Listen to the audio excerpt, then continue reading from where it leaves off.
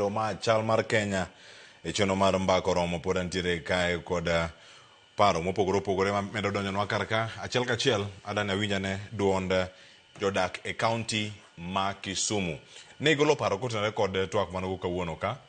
Wawinj gi ane ginto ginene nadi nikech Linda Mwananchi nokwongo donjo Nyanza ka chako gi Kisumu, gidhi Homa Bay, osekond gini gidhi Migori bende, ang'eni gibokono oganda chieng' ma gichope kuro kata kone mamoko bende ma gintiere. To kama ka jo Kisumu noloso kod Ramogi TV chenro mar mbako romo motelo ne chenro. Ginyenga en Joseph Onyango, aja ohala e dier boma ma Kisumu ka. Mokwongo the way ma siasa ma sani timre Kenya ka en gimoro malit ahinya ma ok ber. Nyaka ne Raila Amolo Odinga tho, wan kaka joluo wasebedo kwa bagni kendo itiyo kodwa e yo marach. Ki witness kata gigo mane timre Homa Bay, adier ok en gima ber ka wanyalo bedo ni koro wagore kiwan to wan ne wan ga gimoro achiel. Josiasa owe tiyo gi jopiny marach. In bende ng'ama kijana, ng'ama itiyo kodi mondo mi dhi keth property mar ng'ato, iketh a source of employment mar ng'ato.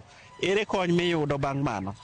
Akwayo ni mondo wabedru mos, ibed ni ja one term, ibed ni ja two term, ng'ato ka ng'ato nigi demokrasia mare mar supporting kamoro amora modwaro. Akwayo jowa duto ne wabedru joma peaceful. Nyinga George Alambo en jakom mar Western Kenya Human Rights Network. Gima duong' mwatimo en peace, security and governance. Gima wang'iyo maduong' e kindeni, waneno ka siasa ochiek kendo kila ng'ato ka ng'ato dwani mondo winje.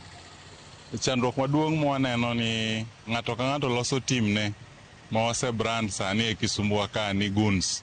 To kene e Kisumu kende king'iyo Kenya te, jasiasa ka jasiasa loso joge moikorego kendo ochalo ng'ama oikore ne lweny. Gima duong' mwatemo kwayo ni himruok mwaneno ka ji himore koni gi koni nikech onge siasa, onge romo mar siasa madhi ma ji ok ogore, ma ok omake ji, ma ji ok otiye gig lweny. Omiyo mano achiel kuom gik machandowa e kindeni ka wang'iyo ni siasa dhi nadi, ere ka ji wuoyo, tang'o giri ma giwacho.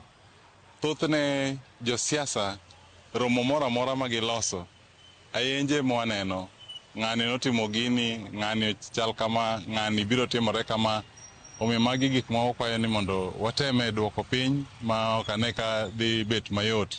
To chunowa ni wambe nyaka jopiny nyaka wariekre kik ti kodwa nikech sama wahinyore to wan ema wahinyore. Josiasa wabro keto gikadho kendo giwinjo maber. Duond jodak e kaunti ma Kisumu